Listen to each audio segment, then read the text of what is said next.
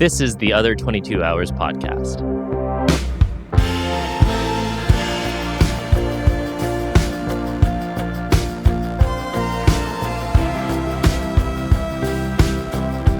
Hey, and welcome to this week's episode of the Other 22 Hours podcast. I'm your host, Aaron Shafer-Haiss. And I'm your other host, Michaela Anne, and we are on episode 113.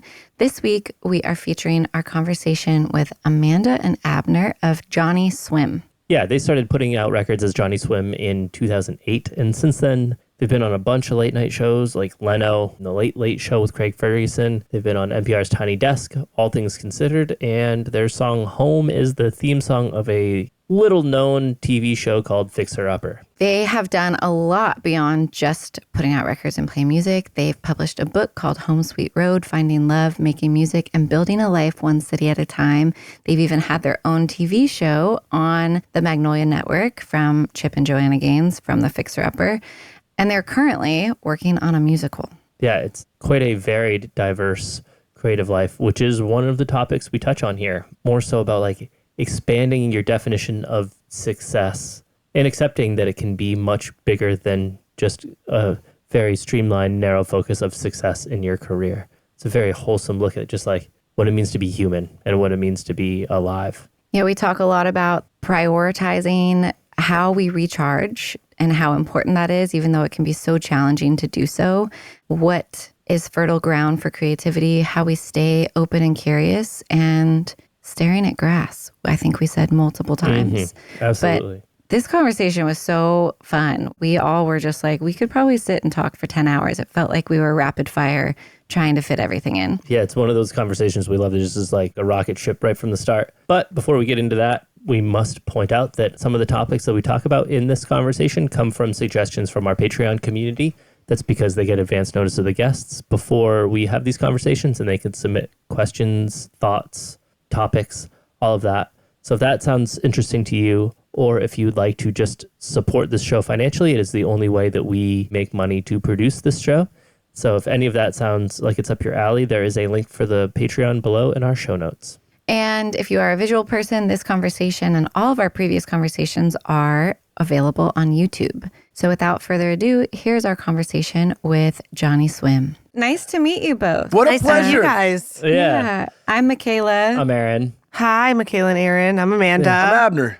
Yeah, we always kind of give a rundown because we're not sure what gets passed on. We actually spoke to Drew Holcomb a couple hours ago. So same publicist roster. Yeah. We know they're great and very on top of things, but just to give a rundown, like we're not journalists. I'm a producer. She's a singer-songwriter. This is like purposely artist to artist kind of conversations about how we all stay creative and inspired and sane when all of a sudden like our livelihood is based on our creativity. LOL. Yeah. We haven't already been crying today. I've already cried once today. It's fine. We don't need to do it again. Yeah, It probably will. yeah. It's just part of the daily routine. Yeah. And we also, just precursor, we have a 3-month-old baby. Bless it. So sweet. Yeah. And he was in here for our earlier interview, but we have a friend holding him inside right now. I want to hold him. I want to hold him. I know. I don't have any emotional support babies in my life right now. All my friends' kids are now like the babiest of the baby now is like 2 and doesn't care about anybody anymore. And I'm like, we need an emotional support community baby. And I'm like, honestly, can we please just make one? And I'm like, no. I already cried once today, as we've established. It's such a You guys have crazy... 3, is that We right? have 3, yeah. Yeah. How old are they? 10, 7 next week, and 5. Okay. Yeah. So we have a 3.5-year-old. And so, yeah, this 3-month-old, I just shared to be like, our brains aren't totally functioning right now. Neither are ours. I don't know if you guys noticed this when you went from 1 to 2, but at least for me, and I think you've said it too, but like the sleep deprivation is less jarring. It's more like subversive. 100%. I'm feeling fine. And all of a sudden I realize like I'm not forming my legs don't sentences. work. Yeah. No, I felt the same way. I actually felt like going from 0 to 1 in our lifestyle was much harder than going from 1 to 2. 1 to 2, I'm like, there's already chaos. We already know what this chaos is. We know, we understand it. We got it. But 0 to 1, I was like, what do we do? Yeah. How do we do this? You know, our oldest is 10 and then 7. You know, we had a 3.5-year-old when we had a newborn. So I understand that plight. I hope you're watching a lot of TV in the meantime. I guess at 3 months, you're kind of out of that stage. But the first couple of weeks, I can't even remember the name of the show, but it was some show on Netflix that had 7 seasons, and I watched the entire thing exactly. in bed. I watched The Crown. That was with our second, was like, I'm gonna put on The Crown. And then whatever, a couple murder mysteries, like The Staircase. Do you remember that? Do you remember that story? It was like an owl that killed a lady. Well, that's what they think now happened. But like, it was like this whole, like, it was a documentary, and then they made a show out of it. And it was like a whodunit kind of thing. But like, one of the theories that has now like stand the test of time, the prevailing theory now is that an owl killed her. But they were like her husband, her son, the neighbor, and so that goes through like all these things of who killed her. And then like one doctor, like after, there was already like trials and everything happening, was like, oh, these kind of owls live in her neighborhood or they migrate there. And this is the kind of marks that they leave. And this is what happens. And then people bleed out, which is what happened. Anyway. So that's exactly what we came. We brought you guys here to talk about this owl. Are you guys in Nashville?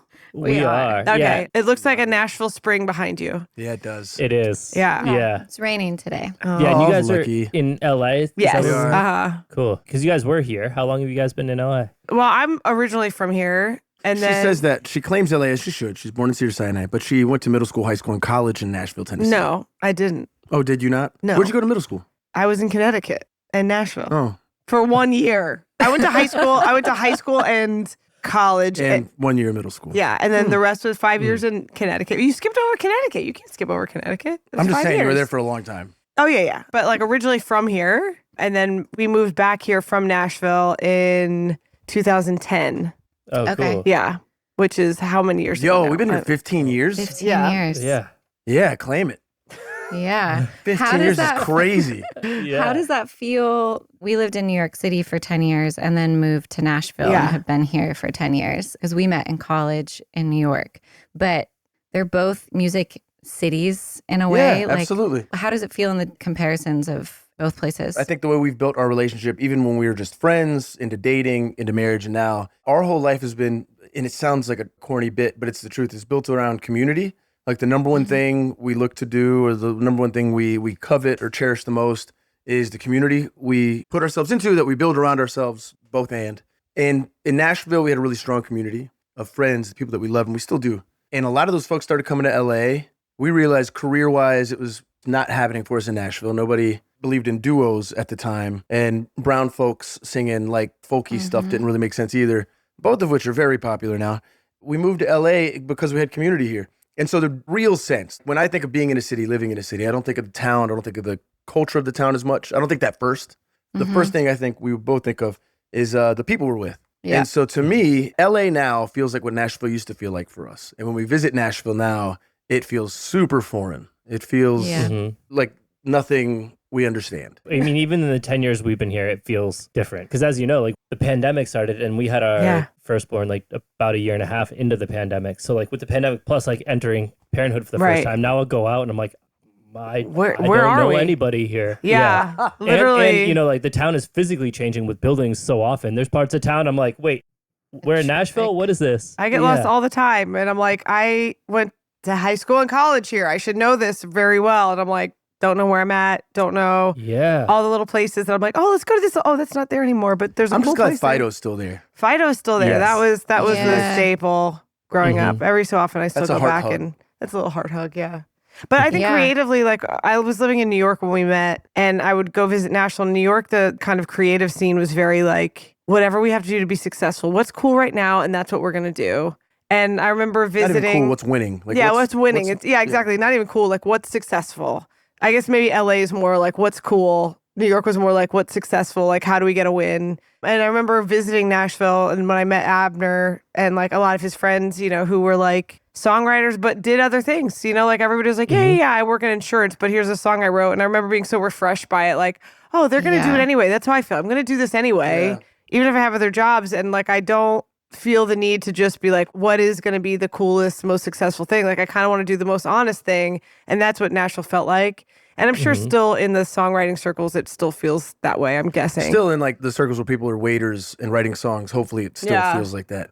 But in the professional world of Nashville, it no longer feels charming. That's what I'm asking. I don't know. Yeah, maybe it does. Maybe it's still super charming. You maybe know more than I do because I feel very much like I'm in like the Americana kind of indie country scene, But now that I'm a mom, I feel like I just have my friends and that's who I make music with. And I don't really like enter into the world of like the professional world anymore. I feel very That's how much we feel too, honestly. 100%. That's how we are. That's why I don't know how Nashville is, because I'm like, we haven't done it in so long as far as like, Strong agree. you know.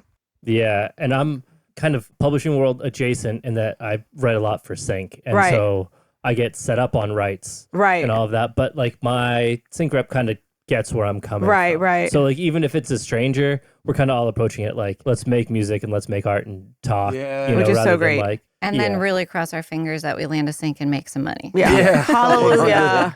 100. Hey, hallelujah. It's always that random phone call too. Like for us, it was Honda for a while. Honda wants to re-up, and it's just the acoustic guitar part. It could have been anybody. My neighbor's 8-year-old son could record that guitar part. They want to re-up this song, and they say it's the song, but I know it's just the guitar part, and it like makes our year, and it's the most basic thing you could possibly do. Yeah. And it's nothing we've cried over. There's been other things that we've put blood, sweat, and tears. But then the one thing that we recorded on the cheapest mic we own, not caring, We don't even own it nobody anymore. cares, Yeah. is the I don't thing think that I pays have the that bills. mic anymore. Wasn't it up there for a while? was, yeah. We literally kept the cheap mic on display It's because an we're old blue like, mic, the old like $200, $180 blue mic. yeah, it's funny how that works. It's like, you want this one? yeah, You want- exactly.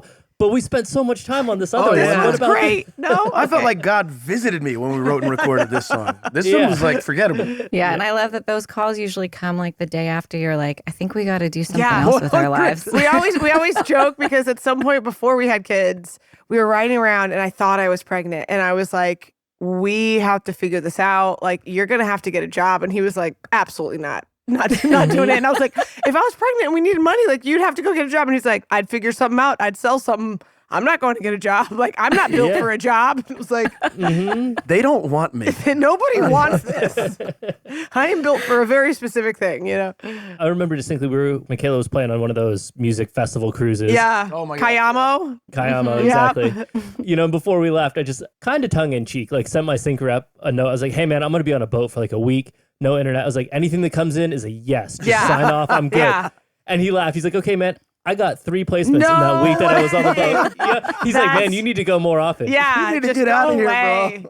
That is so great. Yeah. And again, like around a time when we were having conversations of like, do we need to get jobs? What masters are you going to get? Oh, yeah. Right. And you probably were like, should I go on this cruise? Like, maybe I should stay home and work. But I do feel like that's also like the lesson that you're always learning is the work is still working without you. The seeds are still growing without you. And it's so hard to not feel like you have to constantly be having your hands in the dirt. And sometimes you just have to like live your old life. You know what I mean? God's like, get out of the way, relax, you're fine. And it's a good reminder for us creatives, I was just having this conversation with a dear friend of ours, Britton Newbill, who's a very successful songwriter, lives in London. He's from Hendersonville, Tennessee, and his name's Britton, and he lives in Great Britain. Anyway, he was like, man, I just keep remembering that we do the work, but God brings the increase. I feel like my duty is to go make the increase happen. I got to go make the increase happen. And whatever you believe, I think it's easy to agree that so often the growth comes with or without your effort. Like the building and the doing takes effort, but then the growth you have to just trust for, which is the hardest part. It is the hardest. I was just going to ask, does that trust kind of come naturally, or do you guys have stuff that you do to feed that oven? And to remind each other. Yeah, we definitely remind each other of it. I think the crazy thing is we're not accountants. And I used to pray that God would make me want to be an accountant.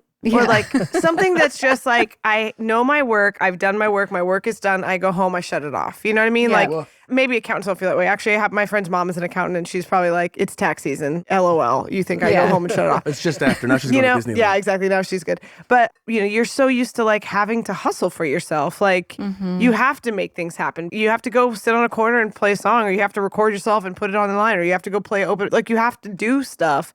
In the beginning, I think it's fun, right? You're like, oh, I'm doing this thing and I have this song and I can't wait to play it. And I'm, you know, you're excited about it. And then after a while, you're like, oh, I got to keep, we always kind of use the analogy of like blowing a balloon up. You have to keep blowing the balloon up because as soon as you stop blowing, it starts seeping out. And then you're like, oh, my balloon's seeping out. It's a balloon you can never tie off. Yeah, and you're never working in entertainment. It's never like, you never rest on your laurels. I mean, I feel like there's some people now who like you get, you know, a couple songs in there that make your life and then they can probably stop blowing. Sure. But then, you know, then they go play a show and they're playing the smallest shows of their life, even though the song made them a bunch of money. Yeah, that's true. Unless they do the work and blow the balloon back up. That's true. So we don't know. The answer is we have no idea. But we do try to remind ourselves. I think we both had health issues in the last couple of years, and I don't think that they were related to like work or touring or anything like that. But it was a good reminder of like, my best is what I can do while still being emotionally and physically healthy. That's my best. That's and I think before it would be like, there's still more in the tank I can give, but then you'd feel like you were on death's doorstep in one way or another. Oh man, the shows you play when you got the flu before COVID, when you're just dog sick and you just steam in your face, you can't even talk to anybody, and then you walk on stage and you do the thing for 90 minutes because that's what pays the bills, and you just got to make it happen. And then you leave kind of proud of yourself. Yeah. I think that's the most toxic part of the whole thing, is that feeling you get, that dopamine rush. Yeah, I did it. I pushed through. I pushed through. I made it happen. And you like glorify this thing that's going to destroy you. Well, and so much of building a career in music, and I'm sure in many other industries, is like showing people that you'll do it no matter what the cost. We used to always be like, we'll say yes to anything. We'll strap a guitar in our backs and we'll go. And now I'm like, no, do I have to? Now the question is, do I have to go? No. Yeah. But it took so long to get there, It did. Everybody would say it's like, no, it's quality over quantity. I'm like, but it could be both. It could be quality and quantity all the time. Of course, man. Of course. And I get that early in our career, I would hate the holidays because everything stopped. Nobody's responding to an email. Nobody's going to get coffee. Nobody's giving you advice or giving you a response to something you sent out. And I remember her dad's an amazing songwriter, producer. He's like, man, I remember feeling like that as a kid. You'll get over it. You'll get over it. And look at us now. Yeah. The holidays themselves obviously great, but I hated stopping, and I hated that everybody stopped. It's hard. I equate it to like those moving walkways at the airport. Yeah. The flat ones. It's like you're going, you're flying, you're like, this is great. And then all of a sudden, like, you have to walk with your own feet. Yeah, like, exactly.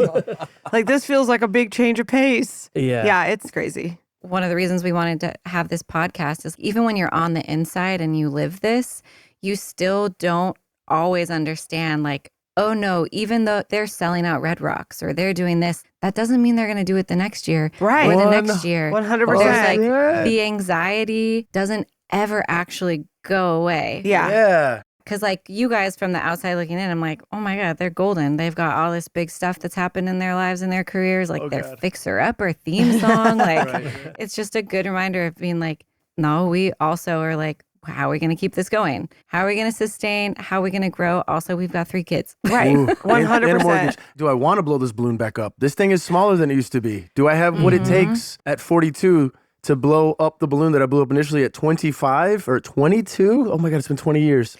We were talking to Britton, the same guy who was talking yesterday. We were talking about that same thing of like, you're just still like, looking around going, how is everybody else doing and how are we doing? So we just got home from tour a few days ago. And in the beginning, I was like, oh, I'm so excited to get back on. And Abner's like looking at, the ticket sales. And he's like, we sold this room out last time. We're not selling it out this, and he was looking at and I'm like, yeah, but the rooms feel good. The energy's good. Like, I don't see that. Everything but the music too. And so, and at some point, he got to a point on the second night was like, do I like doing this? Do I like this? Or am I just stressed out all the time and feel like I need to? And I feel the same way sometimes when we're home and we're writing. We're working on a project right now that we're like not technically supposed to talk about, but it's a musical. We can't tell them the name. Yeah, you can't tell them the name. We tell them what we're doing. It's a musical. So it's something like very different from what we normally do and what we normally write. And we went into it thinking, we're just going to do it our way. It's just going to be like a version of us. So it's not going to be a typical musical. It's going to be whatever. Come to find out, people in the musical world, they like their rules and they like to have their thing the way that they like it. They like the rules to be broken because they like to say, we did it differently. But you have to absolutely blow the socks off everyone to get that rule broken and have it stuck with. By the way, I wanted to add real quick. A week ago, I wrote on a wall backstage at a venue we were playing. Classic venue, everybody signed the wall. We'd signed the wall multiple times. And so I took a big silver paint pen and I wrote Johnnyswim. And I looked at it and I said, has been here. And I looked at it and I said, maybe too many times. Like maybe this so is literally too much. Backstage, and one day somebody that heard this will see us at the venue. They'll be at that venue and they'll see in the artist dressing room in huge silver letters, Johnnyswim has been here maybe too many times. Yeah, but I was gonna say this, like in this musical project at some point in like January when we were like really in the thick of it and we had an album coming out, the tour's coming up, and we're sitting here trying to write musical songs and having people be like, that's cute for a pop song, but that's not right for this. And you're like, ugh. I was like, I don't think I like this. I think I need to get another job because I'm not enjoying this at all. And it took, a couple of weeks, obviously, you get out of it. But I was saying that to our friend Britton, and Abner was like, yeah, on tour, I was thinking the same thing. Like, do I even like this? And, you come out of it, but Burton was like, every single person I know feels the same way. I think that's a good sign of being actually in a good place, a healthy place of it. It's not just like, oh, this is the best thing ever and I'm so good at it. It's like, oh, this is hard sometimes. And maybe it's growth and health to be able to imagine yourself doing other things. Yeah. I think one thing that's happened with us. This is therapy. Thank you sorry. guys so much. How much are you guys charging? Call our Hey, I do not therapist. know what the charge is, It's but a it is trade worth because it. it's for us too. Yeah. It is fully for us too. I've seen Amanda and I'm really kind of noticing it now the most. People used to ask us, what's your favorite part of doing what you do for a living? And I would always say being on stage. A song has 3 lives. It's written, it's recorded, and it's performed. And in those 3 lives, I do the first 2 steps to get to the 3rd step. I hope the song's good. Sure, I hope it's honest and all that. And I hope it's recorded well because I really wanted to go off live. And I can't wait to sing this live. The keys we would put the songs in would be based in how I wanted to feel when I'm singing it in front of people. And Amanda would always say, my favorite part is writing the song. My favorite part is that journal entry time where there was nothing and now there's words on a page and there's melody and there's song. I love that magic. And I think over the years, I'm watching us maybe meet in the middle, maybe the opposite. She would walk off stage this last tour just to the moon excited. Like, woo, yeah. And I'm like, when are we going to write? When are we going to, I want to write songs. And like, just now we're writing for the musical. I'm like, what about, let's just get a pre-chorus. Let's just get a pre-chorus. No big goals. I was listening to what we did yesterday. We just need a little 4 to 8 bar thing here that I think could drive the story along better. And I find myself being thrilled by the opposite of what I used to be thrilled by. And I still love playing. I got out of the funk on tour. It was awesome. It was the best tour we've ever done, not on every metric, but on the way it felt on stage, the way people were singing. Our performance is the best performance it's been in 20 years. It's, all that jazz. But man, I am loving the opposite of what I used to. Man, so kind of what you guys are getting at and talk about therapy is like creating as a couple, or just being in relationship with somebody. And a therapist has said this to me, like sometimes somebody's an island, sometimes somebody's a wave, and you're moving together, you're moving apart. And when you add creativity in that, as we've experienced it, there's a lot of things to navigate.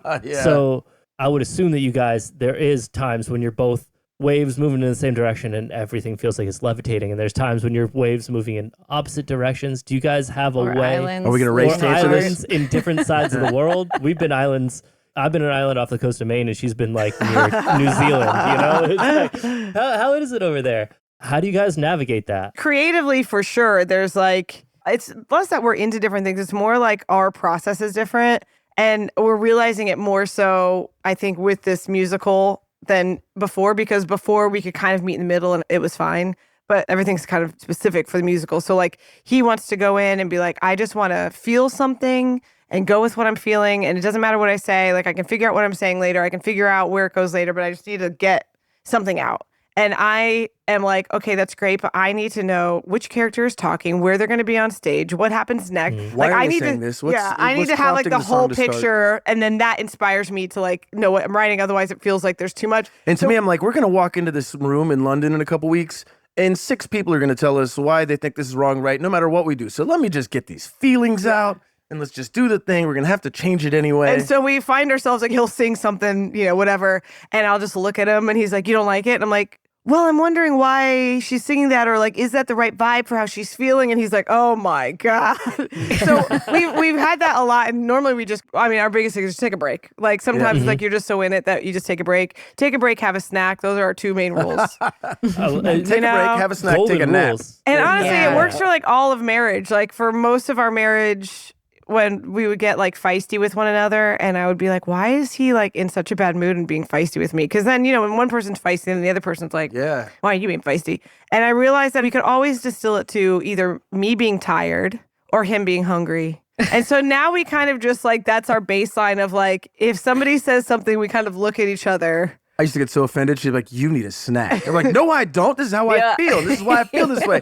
And now she's like, you need a snack. I'm like, yeah. Or he'll just look at me and be like, I need a snack. I'm sorry for everything that I'm saying. And I'll be like, I'm tired. I'm sorry. This is not me, But honestly, just giving each other that grace, I think, helps the islands, not drift as far apart. Or grace for the islands we're on. You're hungry over there. May the Lord be with you. There's also when you work so intimately with somebody in a creative sense, there's a sense of codependency that's very real. Where I've seen 1,000 times where I'm excited and it gets you excited. So let my excitement get you excited. Why is my excitement not getting you excited? What am I doing wrong? What are you doing wrong? What are we disagreeing about? I need to leave. And it becomes, I think to this analogy, really pertinent that sometimes you're a wave, sometimes you're an island, and that's okay. Yeah. Yeah.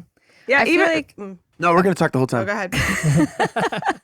Well, I was going to ask how like being parents together has also influenced that, because I feel like parenting, I mean, we're 3.5 years in and now navigating a second. And I feel like parenting continually teaches us how we want to treat each other, because we're like, oh, our kid is watching. And even like when it's just the two of us, and obviously parenting can create so many more opportunities for tension and friction, and you're exhausted and you'll snap at each other in the middle of the night. I remember Carrie Ann and Michael from the band Shovels and Rope, who are married and have 2 kids. Carrie Ann told me that she was like, basically when our youngest turned 4, I was like, I'm sorry for everything I ever said to you the last 6 years.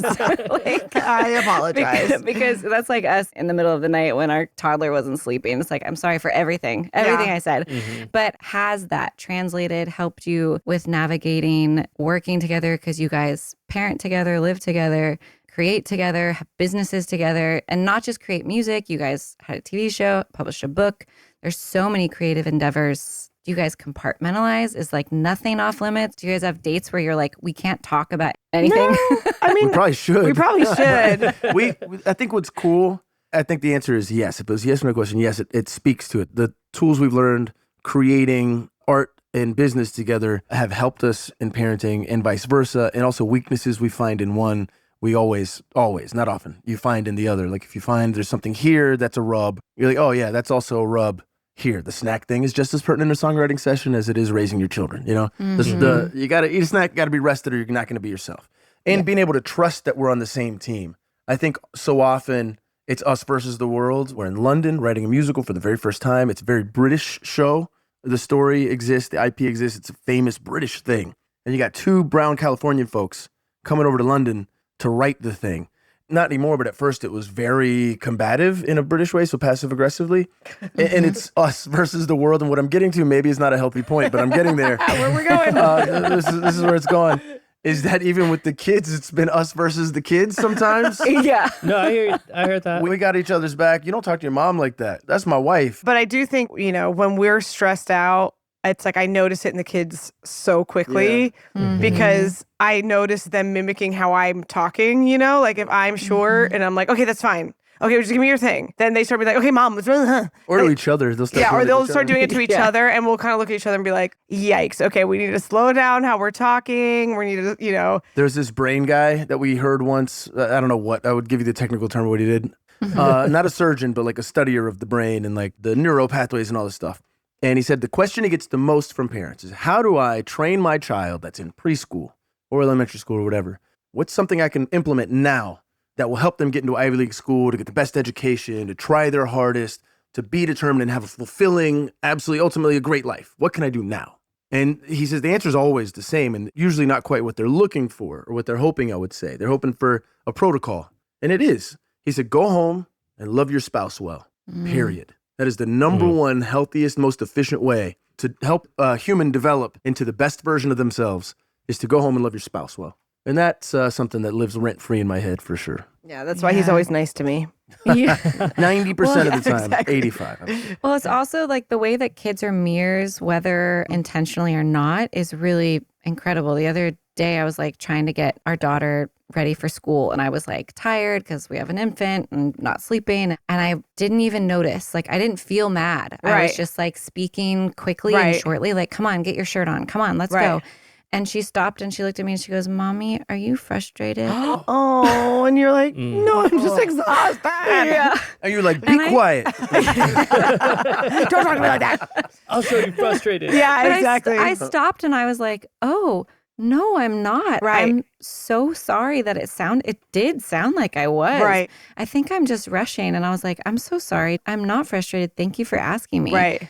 She was like, okay. Yeah, because they're not good interpreters, but they pick up on everything, Yeah. Oh, And yeah. so it's like you start noticing in their behavior. I will say, I think especially when you're touring a lot and we're not home, his mom and sister are wonderful and they watch the kids when we're gone, but it's still like a lot of back and forth. And so we're always trying to like create space and grace for them. And I think the other thing that they reflect from seeing us is the lack of ego. If we can just be like the same thing, I'm so sorry. I'm so sorry that I'm coming across frustrated. I'm just really tired. Or I am frustrated. I'm frustrated because of this, but that's not your fault. Like being able to explain it. And I was raised not that way. I was raised in a very much like, because I said so. And my parents were great. Like they weren't like harsh parents in any way, but it was definitely just like the old school, like, different generation. I said, do this, go do this. Like now my dad would apologize. But like when I was a kid, he wasn't going to be like, I'm so sorry that I got upset, like it would be like, well, you made me upset because you didn't listen, And I think, now we're kind of seeing the fruits of it with our 10-year-olds because he is like a gem of a human. Yeah.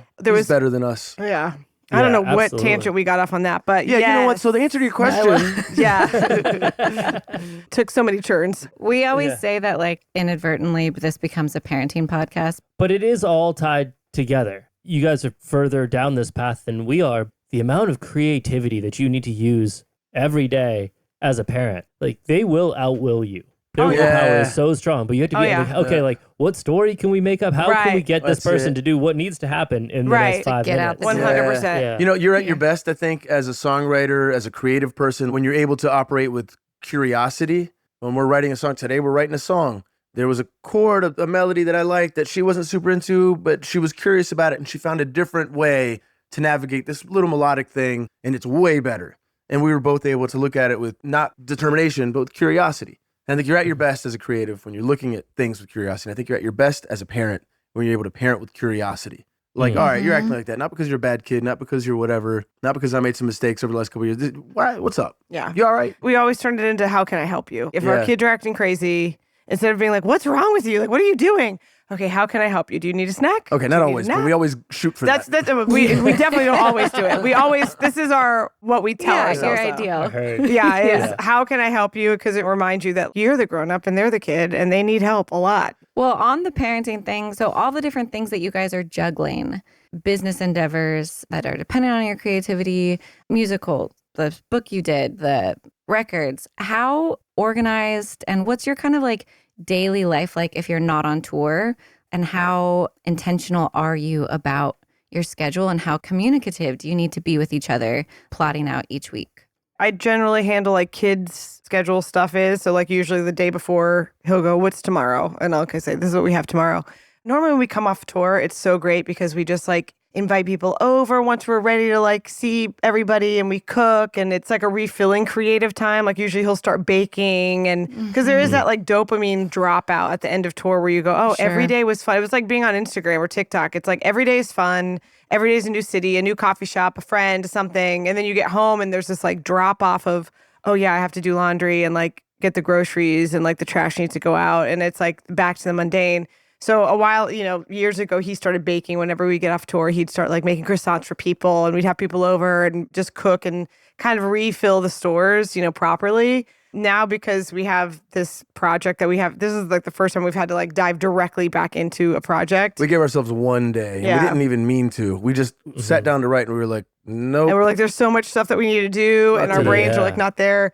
But yeah, so normally it's pretty casual. Like if we have a deadline, then we're like, okay, we have to work. We have the deadline. But generally, if we have an album or something that we're just like want to have writing time, we'll just kind of go, let's like set aside some time. Because we can like fill up a day like nobody's business. Like drop the kids off, get a workout in, take a shower, make lunch, maybe go see a friend. Shop. Yeah, exactly. Like go run some errands and then it's time for the kids to get picked up and dinner to start. And like there was your day, and you kind of like, you were productive, but like not necessarily creatively productive. Yeah. We do try to like set aside time to be creatively productive or to like be creatively curious or also like give ourselves space to like get poured into. I'm going to go to the park, put on an album or bring a book and just like let my nervous system settle down and like just see what speaks to me because so much of creativity is listening and letting go. It's like, let me take something let me listen. And then also not feeling like there's not like an end to your creativity. Like there might be blocks or seasons where you don't feel as creative. We try to look at it like a river instead of a lake, sometimes the river's going to be dry, but the river's going to come back, you know what I mean? And it's not like the more you kind of feel like you have to fight with it, the less creative you're going to be. Yeah, and I don't see it as our creativity. I don't think I own my creativity. I think we're conduits through which something passes. So we set, deadlines are great for us, especially for me, because I'll float and, have a couple melodies or a couple things that don't ever get finished. unless I have a deadline or a purpose for them. And then I get excited. It triggers a different thing. Once there's a deadline, it's like, all right, yeah, I got this thing. Yeah, I can see this through. Now there's joy in the completion, not just in the beginning stages. But yeah, stop talking, Abner. I was going to say, I think there is something though that like I've found in myself since becoming a parent, which I struggle with and I continue to struggle with. And that is creating space for that sense of like wonder and childlikeness, which I feel like I really was really good at before I had kids. Like I could just sit in a field and look at flowers and like just let my mind wander and daydream. And like, if anything, I was like, man, I'm so lazy. Like I just spent the whole afternoon just staring at a tree. And now I'm like, I wish I could spend the whole afternoon staring at a tree. And I wish I would give myself space for that, because I feel like I'm just addicted to like a certain level of cortisol of like, if I sit down, it's like immediate guilt. Yeah, it feels irresponsible. Yeah, it immediately feels irresponsible if I'm not doing something at any given time. And then, when you're not doing something, it's like so easy to be like, let me get on my phone and like just like waste the time. But to like create time for curiosity, I think I've been like kind of forcing myself to take more baths because I don't bring my phone, and I just like will have some books of poetry and I'll put some music on. But I need time to let my mind do whatever the heck it wants. I think the discipline we've developed over years together working creatively hasn't been so much as putting in the calendar writing time as trying to create an environment where the creative work gets refilled. That's right. There's space for the filling to happen and there's space for the pouring out to happen. And sometimes there's calendar that has to be involved. But often it's creating a culture that changes and gets modified depending on the work you're doing, what needs to be done, depending on how many kids you got, depending on what season of the year it literally is. It changes, but ultimately the thing stays the same, is creating space to receive and space to pour out. If you can make those two things consciously happen, the deadlines become easy. The work's never easy, but the work sort of take care of itself. Oh, I love that. I get the image of like having a garden, It's like the plants are going to come and go, but if you take care of the soil, the plants will come and go. 100. That's the bar. That's good. I relate to that of when you have kids, it's like, okay, if they're in school or if they're in a school or daycare that you're paying for, you're like, oh my God, these are the hours that I have. Not what do I want to do with them? What do I need to do and should? And it's like, now I feel guilty if I use that time to like hang out with a friend when I should be like doing work or whatever, when really taking that time to hang out with a friend might help generate the energy to be more efficient with the work. It's so hard to kind of prioritize when you have this limited amount of time of what actually should be done. And sometimes it really is just like, look at the grass. Man. 100. It really is. And it's true. It's like it becomes a stressor to do other things than what you should be doing because you feel like the time is slipping away from me, And that doesn't spawn creativity either. Like when I think of a river versus a lake, or even just a pond, like I grew up with a lot of ponds around me in Jacksonville, Florida. There's swamps. Swampy. It really was. It was super swampy. And there's always like this kind of layer of silt that sits on it and like weirdness. And, I'm a little more freaked out if a fish nibbles on my leg in a pond than in a river. When a river, there's this sense of freshness. There's this sense of wonder even and curiosity. Like, oh, what's around the bend? Where are we going? And I really think like Western brain of creativity, and especially when it's art for commerce, I must sell my art to make money and pay my bills. That must get paid, or else I'm homeless. It's easy to become a pond. It's easy to think that everything's here and I just need to go do it. And I just need to go make the art, go make the thing. And then you really become like this, it becomes this swampy thing that what you're creating isn't as curious. It's not much different than what you did last time. It's not much different than what you did 10 years ago even. And sure, there's similarities. But when you imagine, okay, what I need will come to me. What I need will come to me. I got to make sure the source is still there. And that literally can mean staring at the grass. That literally, and sure, you can go too far to stare at the grass too much or whatever that is. But man, if I wouldn't rather err on that side, because I feel like we're all trained to err on the other. Or just do the thing. Here it is. I like this swampy pond versus river metaphor. Yeah. I think that's really good. Got one. I feel like also it is different for men, I think.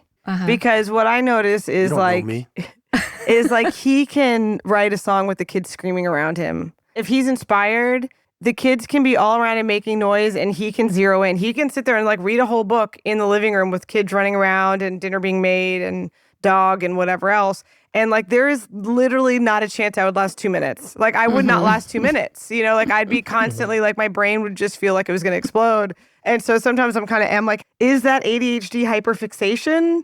Or is that like some sort of male innate ability to shut everything else off where like my brain goes, must take care of children, so I must be aware at all times? Let's just think it's beautiful. We need mystery. a scientist. We need a brain scientist to come I think it's explain. probably something really sexy about me. Yeah, this is very sexy. Very sexy. Also, very stressful. No.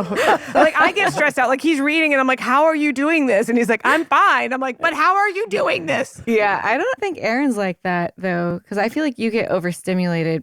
I get overstimulated, but we're also like, we're in my studio right now, which is 40 feet behind the house. So when it's time for me to create, I'm gone. Yeah, you're gone. Yeah, that's nice. Yeah. We're wow, that sounds great. We're nearing the end, and we always close with one question. But Abner, you said something earlier about the balloon, where you said you stopped and thought, do I even want to refill this balloon? Yeah. And I was thinking about, like, because we always separate, our creative work from our business work that is dependent on creativity.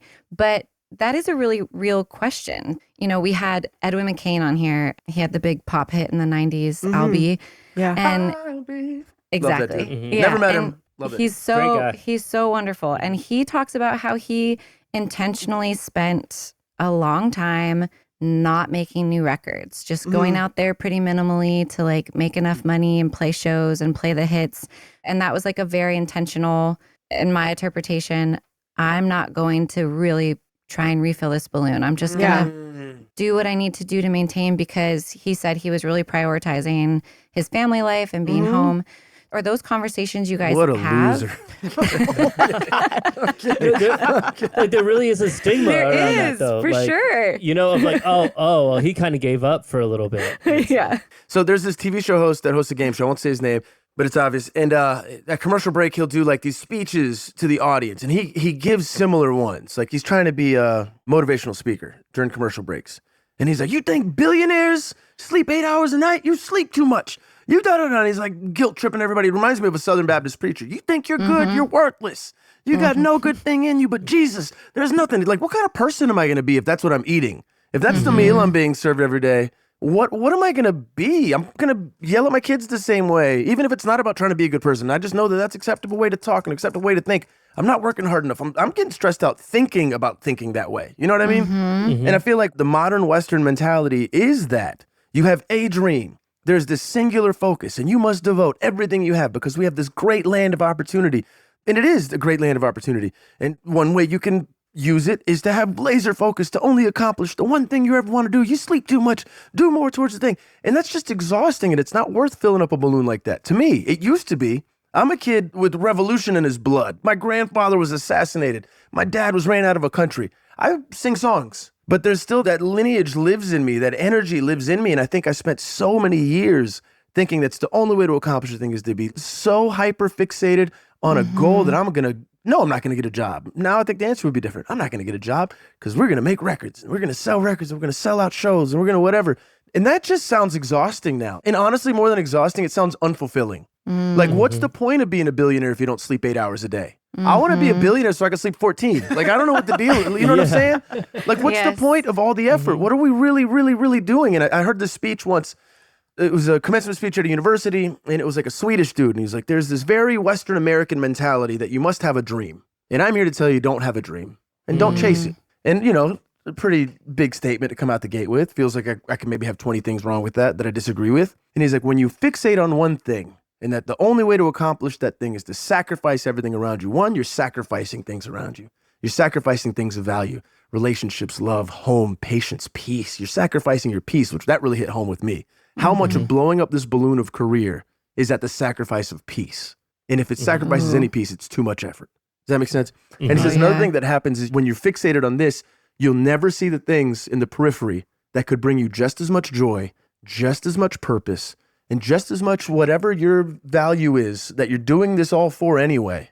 It could add to that, but you'll miss it because you're focused on the only way that you think you could ever succeed, and you title it your dream. And really, that's what it becomes. It becomes my linear, singular version of success on my storyline.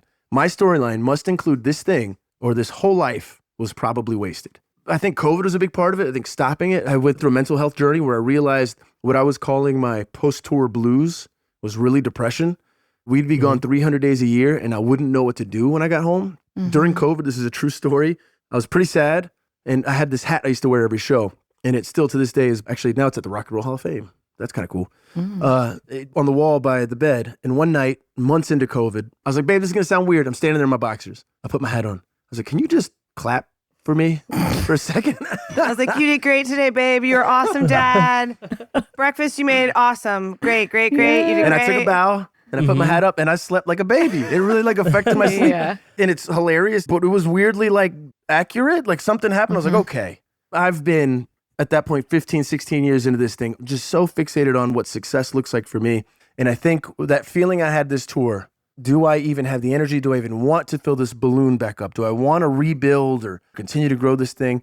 I think the question I was really posing to myself, and I think the reality that I'm coming to, is that success looks different than it used to. And it's maybe always meant a different thing. I thought the way I was going to be happy was these accomplishments.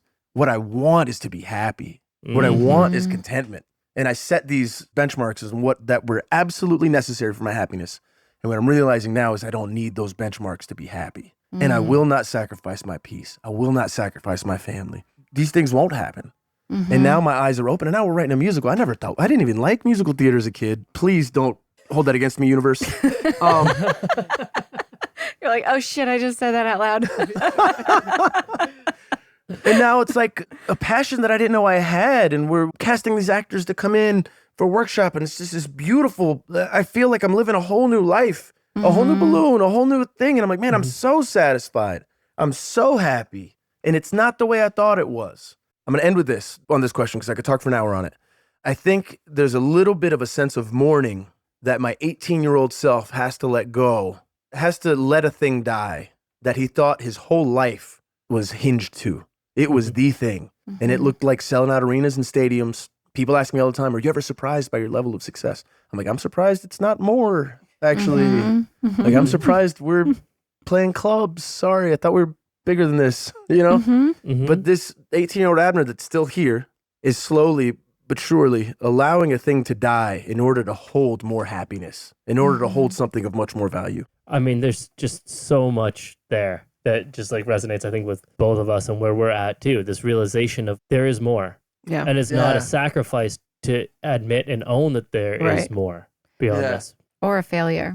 There was a woman that I saw speaking. Okay, it's a TikTok, but You did see her speaking. I did see her speak. But she was a neuroscientist, and she was saying how Brain she person. teaches people to manifest. And she's like, manifest is like the big word, blah, blah, blah. But she's like, this is how I teach people. I have them write down the things that they want most in life. I want a new house. I want this career. I want this husband, or I want whatever, all the things that you want. And then she has them go underneath that and say how they imagine they're going to feel when they have those things. And then once they have that, she goes, okay, where in your life now do you feel these things? And she has them point out the places where they feel those things and then encourage them to continue to point out those places where you feel those things. Because to Abner's point, you don't want the thing, you want the feeling, of the thing. And so where else in your life do you have the feeling? And just like if you say, oh, I'm going to start trying to notice red cars, and all of a sudden you see red cars everywhere, that whole phenomenon, in the same way, all of a sudden when you tell your brain, notice where I feel freedom, notice where I feel like peace, notice where I feel these things, then your brain starts noticing, and all of a sudden you're like, my life is so full of these things already. She's like, that's my way of how I teach people to manifest. And I think that's kind of like similar to what you're saying. 100%. That's so much more succinct and better. No, I liked yours. Yeah, Yours was TikTok. passionate, full of stories. Mine was like science from TikTok, no less.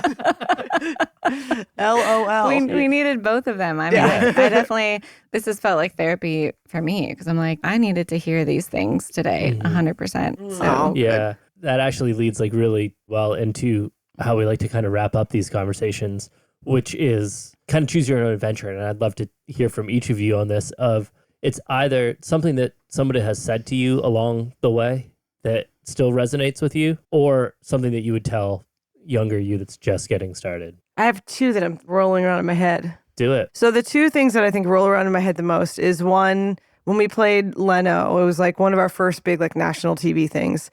And Ricky Minor was the MD. And I remember afterwards, I was kind of like, not upset, but I was like, I didn't do as good as I thought I should do. Like I messed up this one thing. Like normally I sing this part better. There was just like, I was nitpicking. It was fine. The performance was fine, but I was nitpicking a little bit. And he just said, I've never had a perfect performance, but I've had Ricky Minor used to play with Michael Jackson, the E Street Band. Like he's a legend. Sorry. He said, I've never had a perfect performance, but I've had a lot of great moments. And all you need to do right now is focus on the great moments. And every show, just focus on the great moments, which is great because it diffused the perfectionist in me that made me feel, watching. I grew up in a musician household. And so I was kind of trained to like, that person's out of tune. This person's singing that wrong. I was kind of trained for it. And so on myself, I was always like so hard on myself that I didn't give myself the freedom to really like enjoy performing. And I think that's probably why I used to not really enjoy it. And now I'm like, this is so much fun because I've learned that lesson, I think, over time. I'm going to take your second one. Your mom? Yeah. Yeah, because that's the one that comes from me. Okay. For me, something somebody said that stuck with me is her mother. Her mom, huge disco diva, Donna Summer, legendary, will live on forever. She was in New York, I think, releasing a new album. We were in New York because we had a show in Connecticut. And we were staying at their hotel. We had sold 13, 14 tickets to this little black box theater in Connecticut. And the night before, Donna had an event celebrating the album. We're all staying in this big hotel suite on the Upper East Side. And her mom was like, we're going to drive you to Connecticut tomorrow. We're going to drive you to Connecticut. And man was like, absolutely not, Mom. It's going to be embarrassing. There's 14 tickets sold. And nobody's coming up to the door to buy more tickets. It's going to be 14 people and you and Dad. It's just so embarrassing. Why would you come to that? And she's like, no, we're going to come. And, they were just kind of wrestling about it for a second. And Donna finally said, Amanda, listen, one day there's going to be bigger rooms. You're not going to be able to drive in a van. You're going to have to take a bus. You're going to have to fly. I mean, the rooms will always get bigger.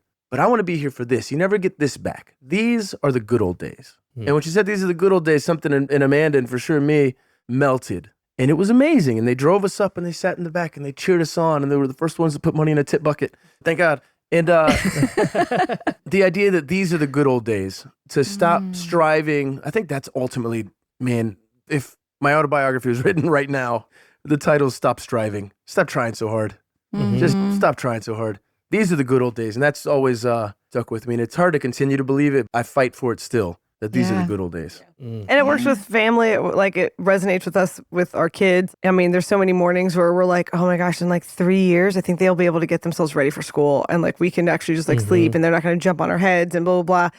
And then we're like, if you were 85 and like a fairy came and said, you get to go back to being 42 and your kid's coming and running in the morning, we would take that in a heartbeat. Like 85-year-old me. And it was awesome. Yeah. And so in the same way, we try to look at each other when things are chaotic and we're like, oh my God, we're so tired. And these kids like just got punched in the face with a small foot and Yeah. These are the good old days. These are the good old days. Yeah. I love that. Our 3.5-year-old, when she cries, our infant will cry. He's like, and he full has, empath. And he has, when you Google the little infant pout face, Yeah. it'll be it's his so face. soft. Like his bottom lip is huge and it just folds out. And so she also like knows that she can do it and she like will egg him on. Right. Yeah. But like she was fully in a tantrum or upset about something, the like big melodramatic, like mommy yelling. Yeah.